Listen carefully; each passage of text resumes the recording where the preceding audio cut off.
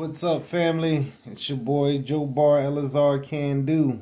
God adds to the one who encourages. I can do anything because my Father is with me, aka WiseDuality, the spark that sets the world on fire. I'm here to spark thought in you, set a fire, passion in you to return to Yah, to repent, to turn from your wickedness, to turn from the darkness within yourself, to run to the light,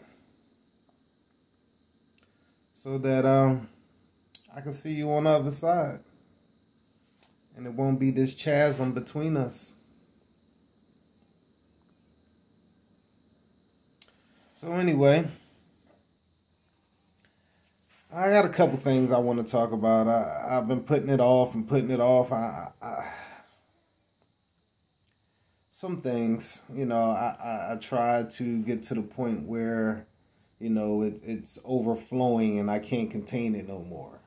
Or I'm putting things together, put them in perspective. And even though I get right in front of the camera, then all that goes out the window. So I wanted to share this joint I'm working on. It's pretty good. I like it. It's like my music has been real melodramatic lately. I've been into the strings and the horns, like the violin and cello, that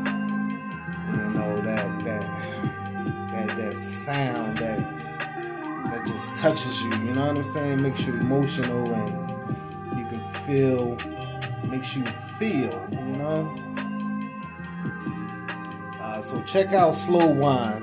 That one was pretty deep for me. I mean, it's really, really deep for me.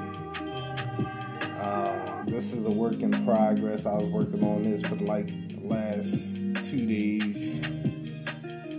No, actually, just one day. Last night. I was up on this one last night.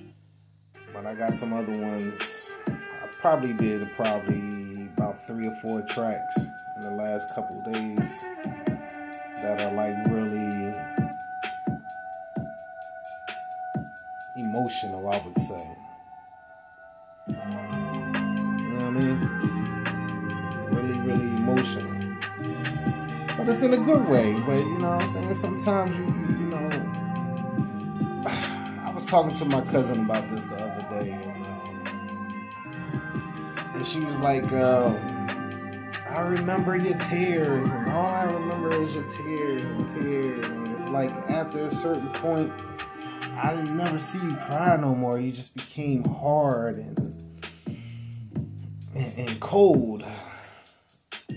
And that wasn't the case. It wasn't that I became hard and cold. My tears were different, and I was coming from a different place, and I was feeling everything around me. But as I got older and through pain and through not being understood and not being accepted for my sensitivity, I grew up. I got stronger. I wouldn't say I got colder. I just got stronger, and now I understand what my tears are about if they come up. That those are there for my healing. They're there for a release, to bring me out of a place or a state that I'm in, to have release, so I can move forward. You know what I'm saying? And all this came about because of a conversation we were having about revisiting the past. And I'm like, well, it's okay to visit the past to get what you need from there, to gain understanding, to gain clarity or a breakthrough or acceptance of whatever is being recalled. But it's not meant to stay there. If you take a journey through the past, it's only to help push you and propel you forward in a new understanding, in a new light. You know what I'm saying? And if you have tears, those tears should help you release those feelings, those emotions, so you're no longer stuck, you're no longer bound to that place, that state of mind, or that feeling or emotion. You're supposed to get released with your tears.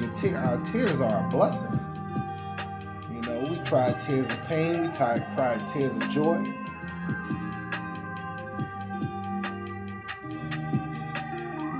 So tears are healing.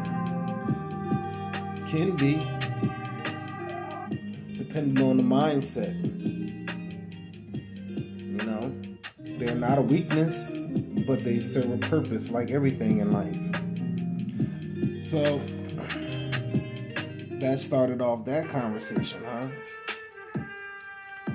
But I wanted to talk to you about a couple other things that were going on that happened throughout the past couple weeks. It's been about 2 weeks since I've been on, and I commented on some different posts, and I'm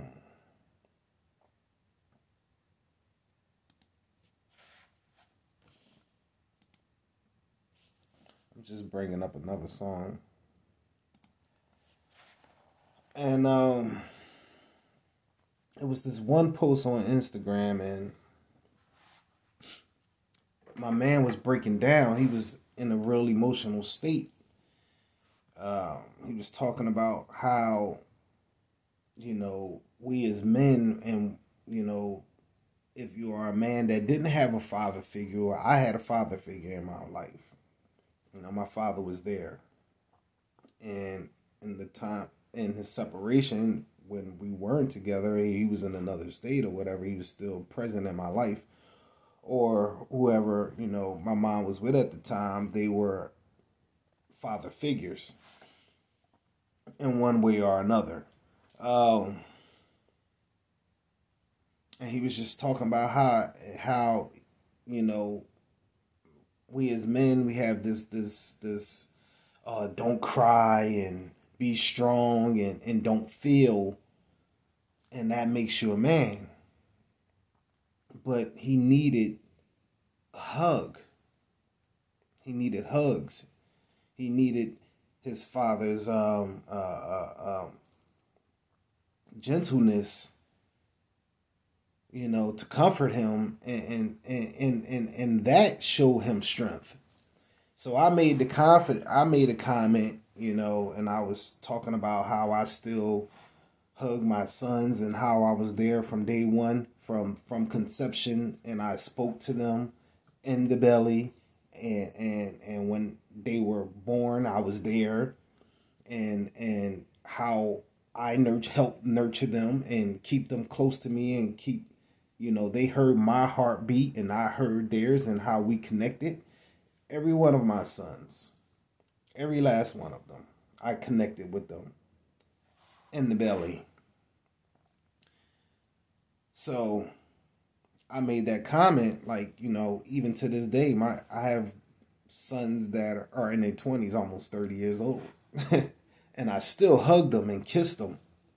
I kiss them on their cheek, or I kiss them on their neck. But I hold them, you know. I touch their hair, run my hands through their hair. You know, put my hands on their head. They are a part of me. So I give them my love. I give them my tenderness, my softness, my sensitivity. Along with the hardness, you know, that you have to maintain a certain level. It's a balance between that strength and vulnerability.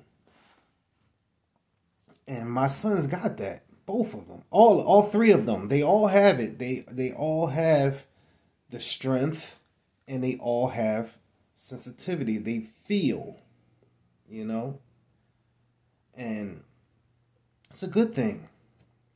I think their mothers did a great job with them.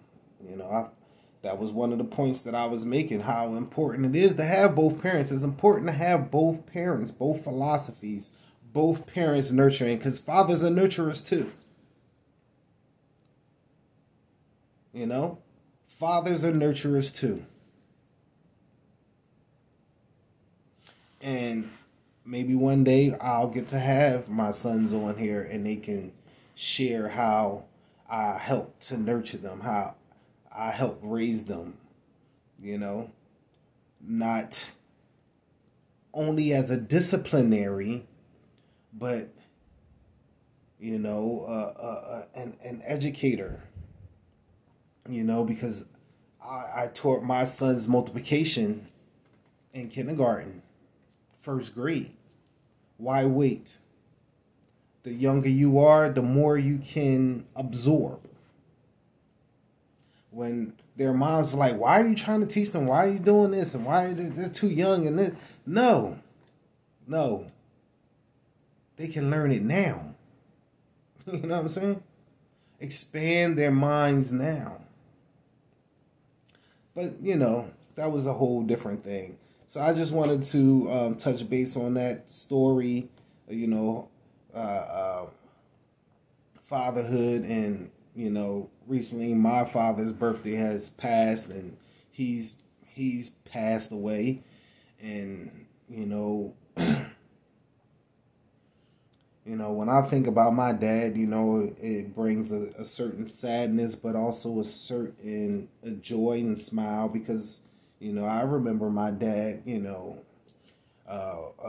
waking me up in the middle of the night when I was probably about 2-3 years old to take me to the bathroom, you know, so I wouldn't pee in the bed, because if you peed in the bed, you were going to get a spanking.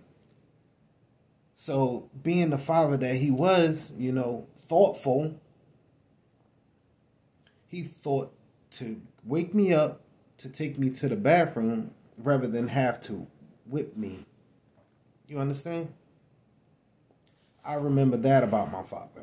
Waking me up, taking me to the bathroom, holding me, carrying me there.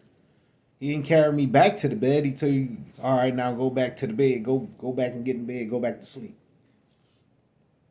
But I remember that about my dad waking me up, you know.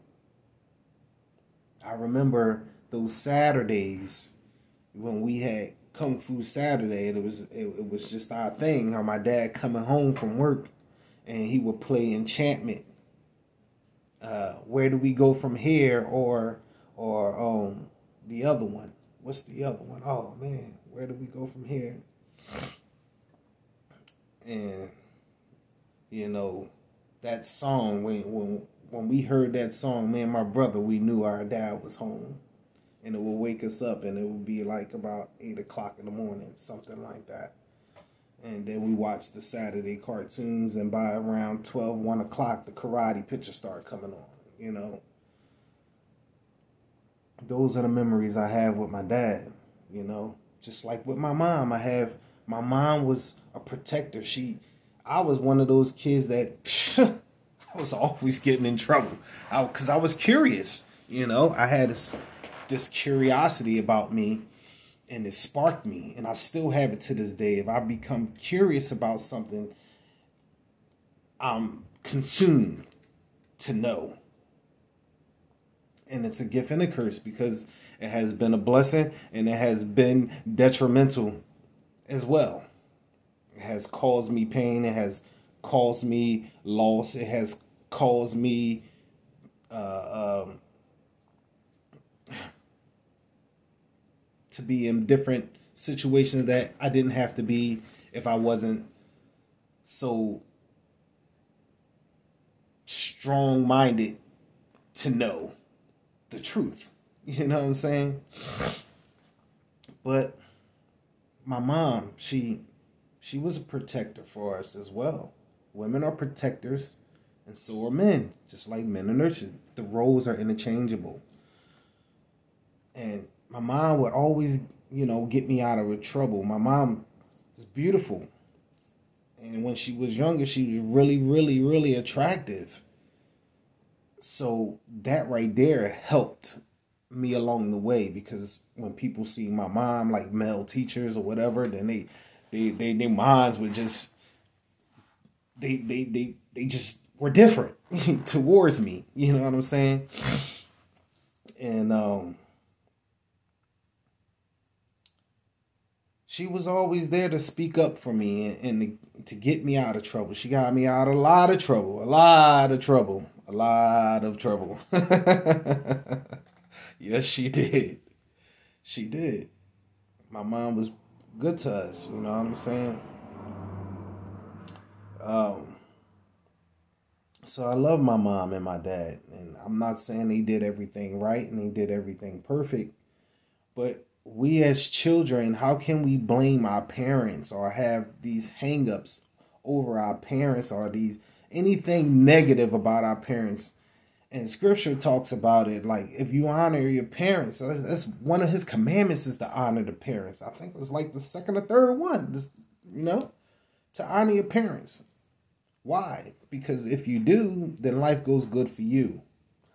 But I say that to say this, because in my own shortcomings, when I went through my first divorce and I was so brokenhearted and I was hurting and I was angry and I was weak and I couldn't be around my sons because I was crying so much. I was hurt. I just didn't want them to see that weakness in me until I got stronger. But that didn't mean I did the right things. I fell into a slippery slope and, became even more promiscuous and running around and doing things and, developing friendships that weren't conducive for the path that I was on and where I wanted to be in life. Instead of going forward, I was slowly declining and going backwards, falling into old behaviors or behaviors that are not conditions for success. You know what I'm saying? But they led me into places where I have gone, such as prison, such as being in different situations where my life could have been was on the line, and so yeah, it hurt, going through those different stages. Marriage. When we come together in the marriage, the two become one, are supposed to be, right? And if one party doesn't want to submit to amalgamating or gelling with the other person, you will lose a part of yourself to gain a part of them. That's what makes it work. That's what makes you solid, right? So when you go through divorce, you're losing a part of yourself. You really are. And that's one of the reasons why God said he hates divorce, because he knows the damage it does to the people, right? That it does. That the mindset, the spirits that you make yourself vulnerable to through anger and pain and thoughts of vengeance and all of these things, these negativities that come with it, and it really takes a strong will. It really takes turning to God, to Yah, in submission and surrender and humbleness and in repentance, remorsefulness, to grow from that state, right? It really does, because we can't do it on our own. Otherwise, we'll fall into different avenues trying to search for healing and peace that will never give it to you. You'll just become further lost either in addiction of drugs or alcohol or promiscuity or whatever it is besides finding him and finding yourself. Healing your spirit, healing your soul after losing a part of yourself through someone else or by someone else. And I'm telling you, if I didn't, after my second separation, if I didn't know God, if I didn't know myself, I probably would not be here today. Because mentally, I was so distraught and so not confused, but jumbled. Like, it was like a constant reminders of thoughts of this and thoughts of that, and anger and vengeance and pain that was trying to consume me. But God in me helped me to get over that, to come through that. And I was fighting the goodness in me to clear out the negativity in me. You know what I'm saying? Fighting for the goodness in me to get rid of the negativity in me. And I talked about this before, how music helped bring in that clarity as well. Because in arranging the sounds, I became able to arrange my thoughts and became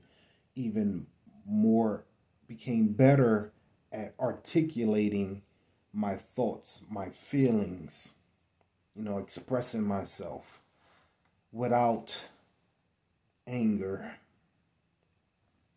or through negative emotions, So I know I jumped from one thing to another thing, but it all comes together. It all works for good. And maybe I'm saying something that you need to hear. I hope that I am. I really do. But as parents,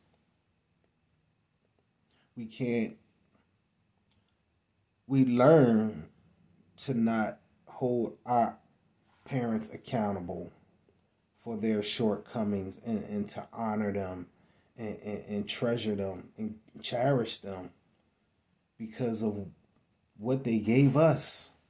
They gave us their time. They gave us life.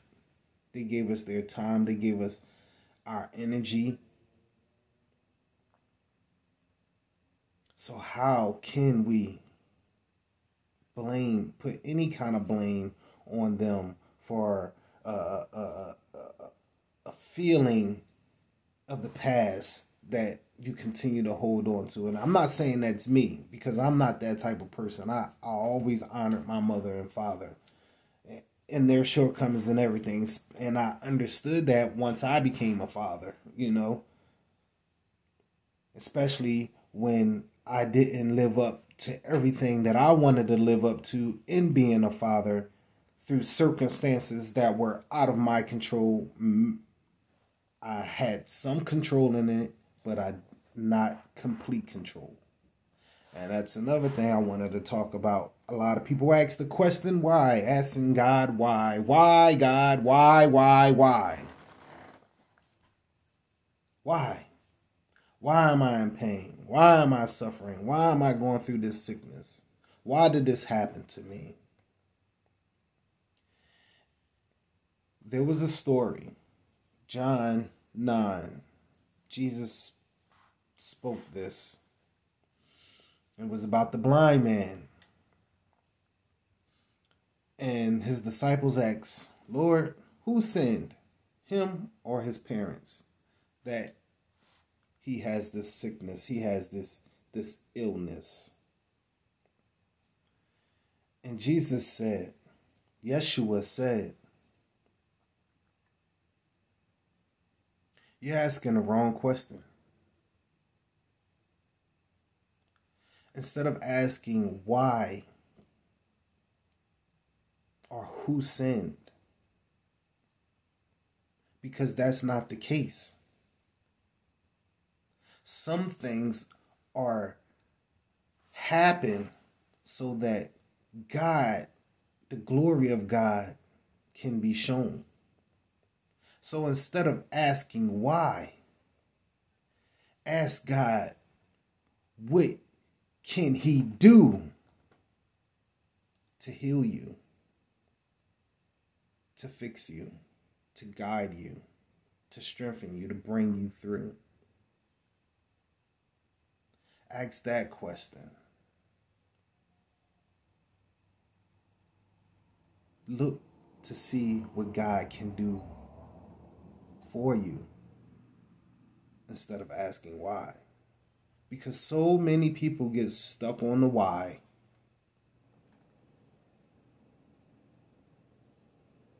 instead of the what now. Or how can I get out of this? How can I come through this? What is your purpose for this, Lord?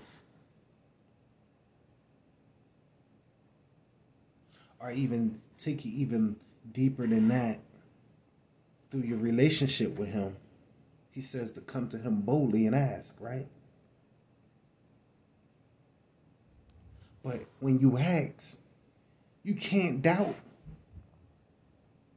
You can't have fear. You can't believe that it's not going to happen. You have to believe that it will happen. You have to believe it like it already is.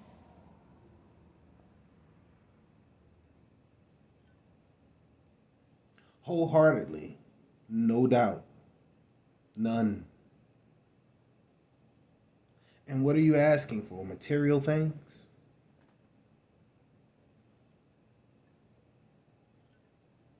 Shouldn't our request for God to have more of him?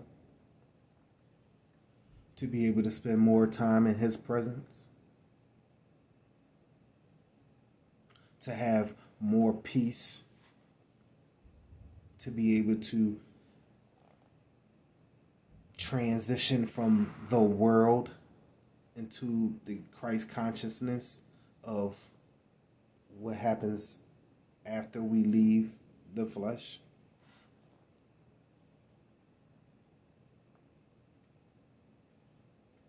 These are the things of God that he wants you to consider and ponder and think on, instead of why, or worrying about how I'm going to pay this next bill, or fear of getting hurt and not loving fully, not experiencing life to the fullest.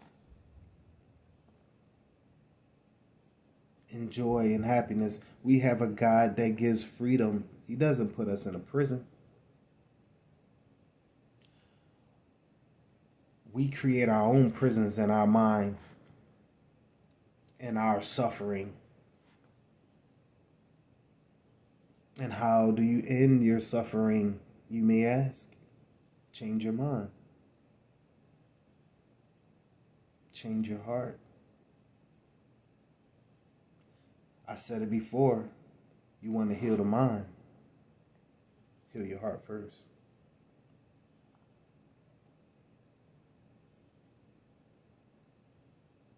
Kill the ego, and then you can love.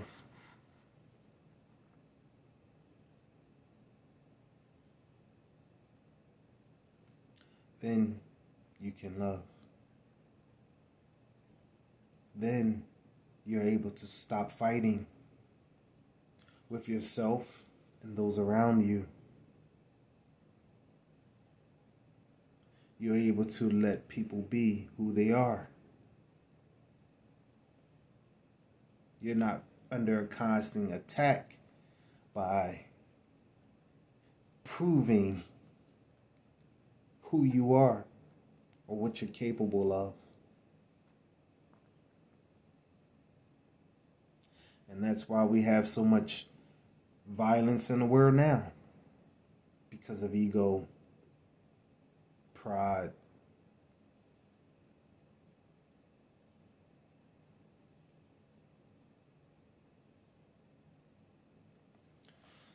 So,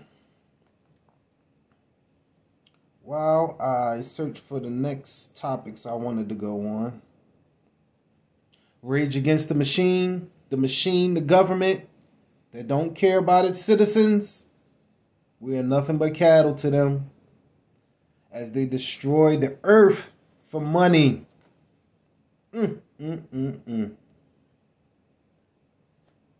What good is money when you don't have a planet to live on? When the planet, you can't, there's no life, no longer any life on the planet. Why must this civilization or this day and age of people continue to build and destroy nature? For what? Money? How many strip malls do you need? Seriously. How many malls do you need?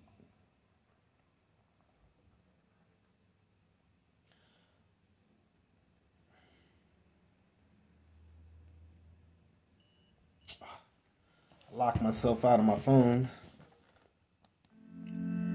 But I'll play a song, a track that's a work in progress,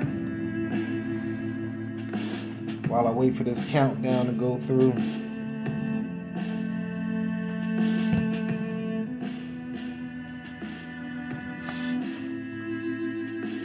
What do you think about the education system?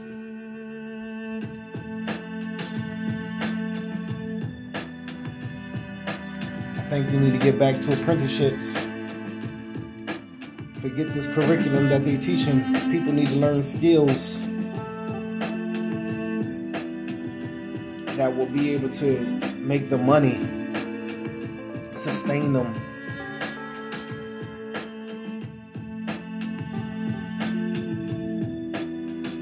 Vocational skills. Not just reading a book. You need to learn how to build with your hands. How can you have a kingdom if you don't build it yourself? And you got to know how to build it, right? So we need people that are older than us, that are wiser than us, to teach us how to build. We spend how many years going from classroom to classroom to classroom to classroom, but we never learn how to construct and build. We never learn truly how to interact with other people and to love on them and to support them, encourage them. The real qualities of humanity are no longer at the forefront, but how to get a bag is, when all we really need to do is be able to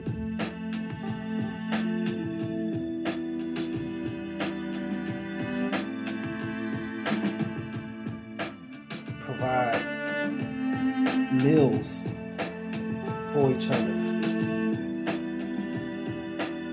provide shelter for each other. And it's crazy how humanity is just so separated.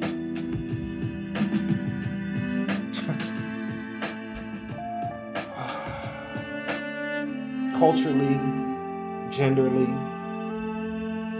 by age, all these forms of division from the spirit of the Antichrist that is ruling now.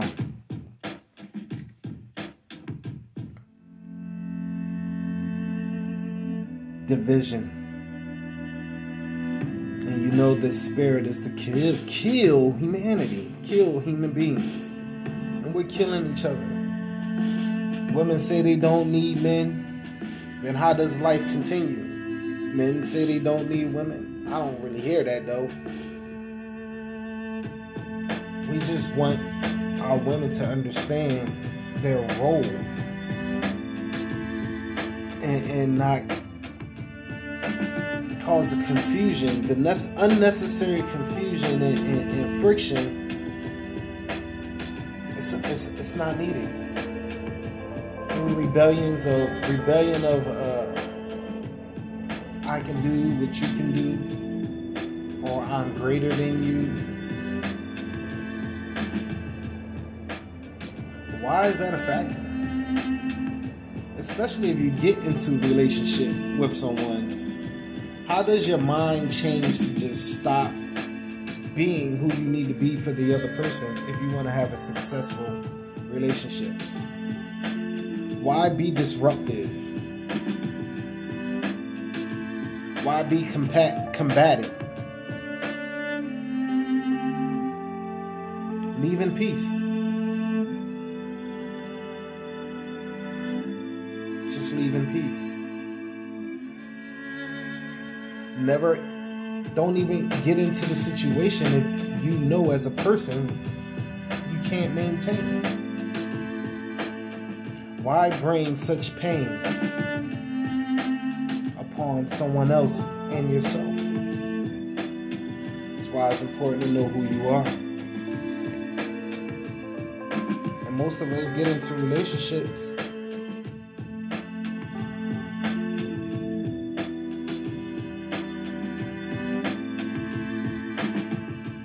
to buy time, waiting for someone else,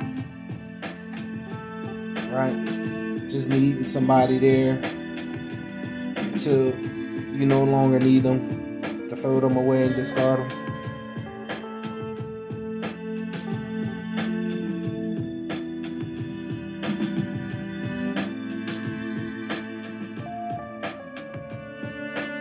So where's the love? Where is it? It's within. It has to be found within to love without everything outside of you. So take the journey of love. Seek God. Find yourself. Love yourself. Find peace. Gain peace through loving yourself. Find a purpose.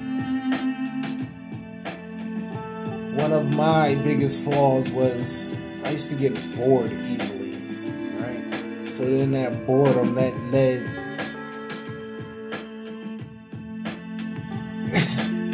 to my unhealthy curiosities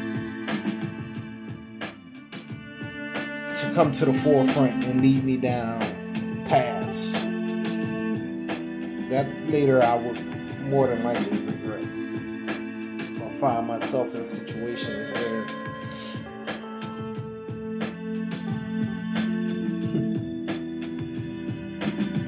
it wasn't worth it.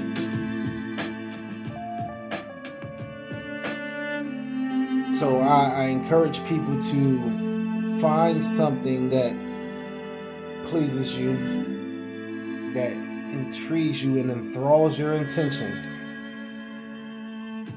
And what I mean by that, that it completely dominates your attention and you'll never be bored. Take something that's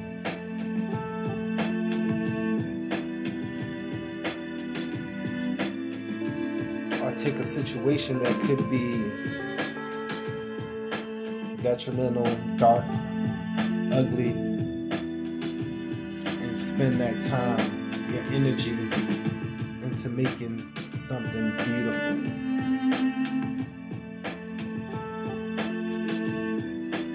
Really beautiful to me.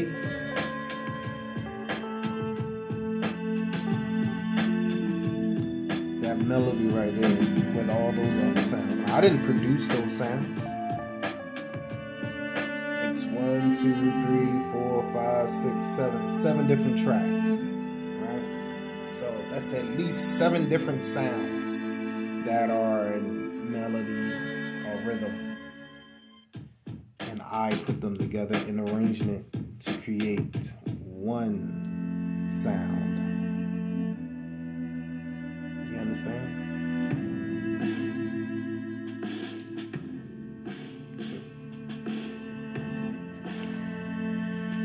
So, for each and everybody is different. Each and everybody is different. And I know this is all over, but hey, it's my channel. I can do what I want, right? Can't I? Can I speak on the things that I want to speak on? I've been trying to provoke conversation, controversy. I want people to interact with me so that real healing can come about within me and other people with the things that concern them. Maybe they don't like what I said, or maybe they have a question to what I said. I have had different comments that I had to address, and I welcome the challenge. I welcome questions. I welcome the adversity, because I know that I'm able to bring clarity.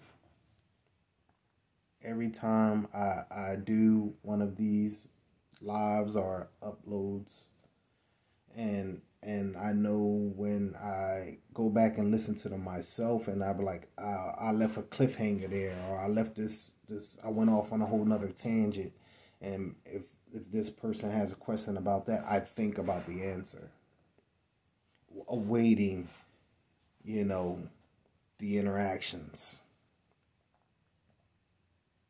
I truly want people to speak so I can respond.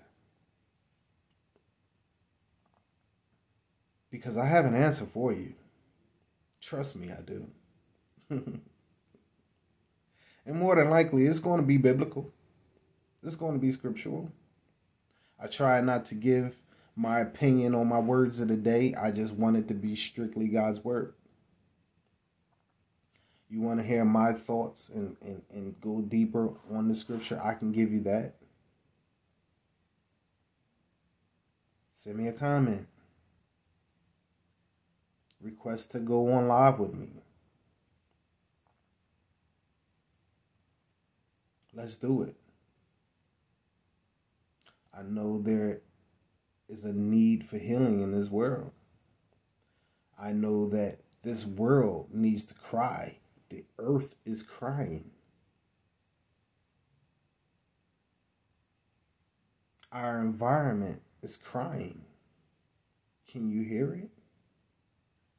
Can you feel it? I can.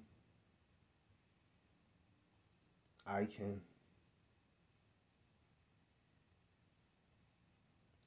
In the United States, you can feel the darkness. You can feel that the godlessness. People that should have been ordained by God to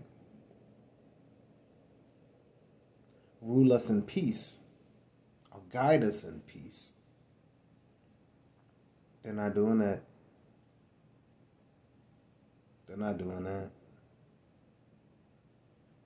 They are leading most people down the path that leads to hell, that leads to torment, condemnation, wickedness. I know I'm not the only one that sees this.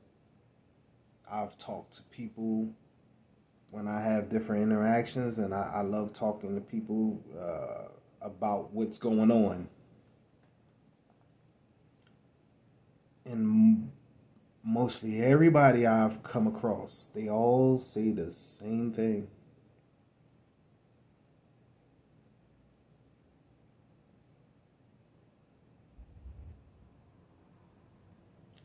When they took God out of school, everything changed. When they took that time, that moment of silence, do you know how important that moment of silence was? Because right now, we're living in a world where nothing ever stops. The machine doesn't stop. There's no rest. There's no quiet time. There's no peace. People don't know how to be quiet anymore. To sit in silence. And that's where God is.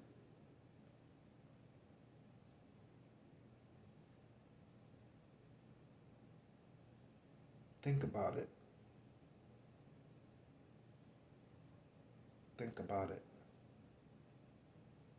Turn off your phone. Turn off your TV. Turn off the music. Go outside and listen. Try it. Just try it for 2 minutes. And I guarantee you, when you open your eyes back up,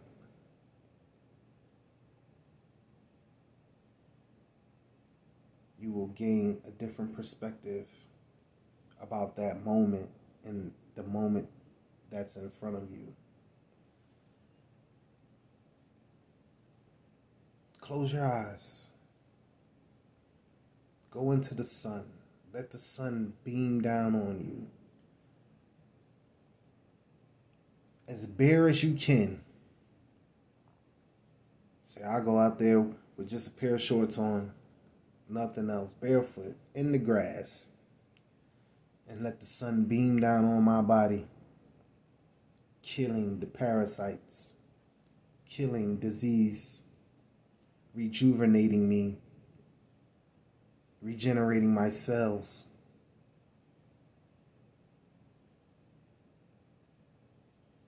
Close your eyes. Breathe in your nose, out your mouth. And I guarantee you, you just do that a couple minutes a day. Clear your mind. No worries. Not asking God for anything. Not looking for anything. Just emptiness. And then return to the world.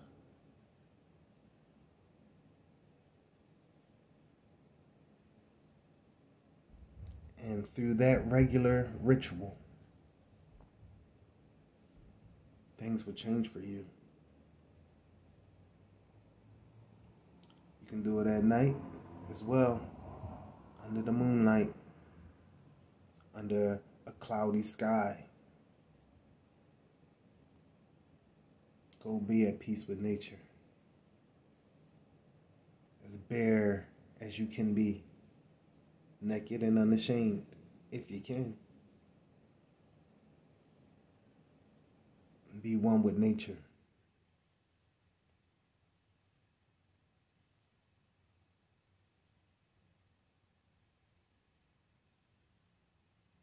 It's healing. It brings about peace and clarity to you. It did for me. And I started seeing, after I started doing it, I started coming across different videos where people were doing it, going out into nature and dancing, and how that movement, how certain movements, these movements in nature, you know, unblocking your chakras, opening up the channels and pathways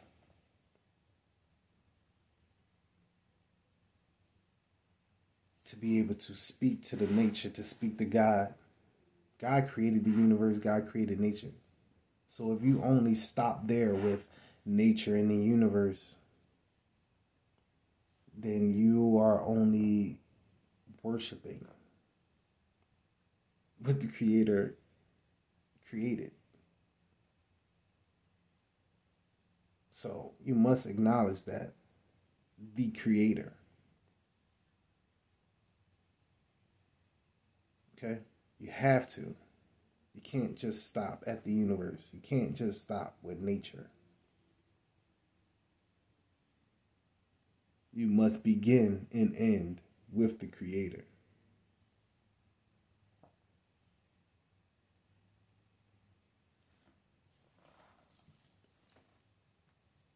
YHWH, a Hebrew pronunciation that I came across, because I love to, research the names of God and pronunciations in Hebrew.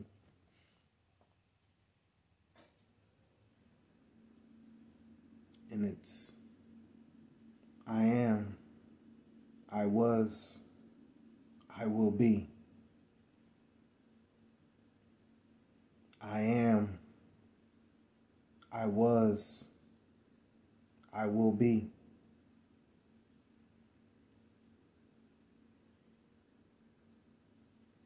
And that's who you are. If you're made in His image, then you are, you were, and you will be.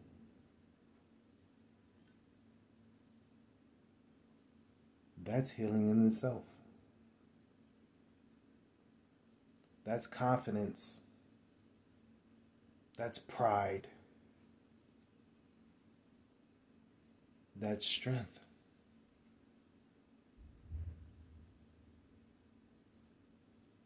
That you are everything, and everything is you.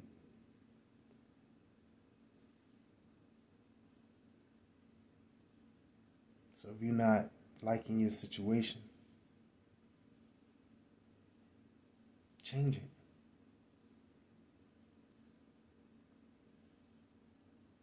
Change it. Remove all fear. There's no fear in God. There's no fear in love. There's no fear in the light. Right?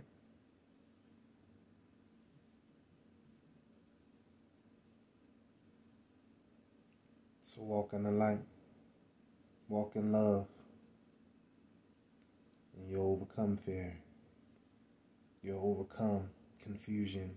You'll overcome your suffering, self-imposed suffering.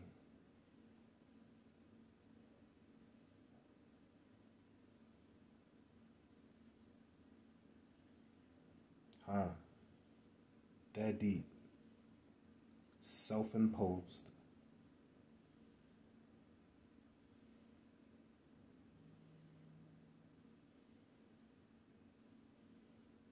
So instead of saying, I am sick, say, I am well. I am strong. I am healed. I am wealthy. I am whole. I am. And watch your life change. So I'll leave you guys with the question that I will always leave you with. Where is the love, especially between the woman and the man? And what are you willing to do to correct it? To bring about that love that's unifying, whole, one.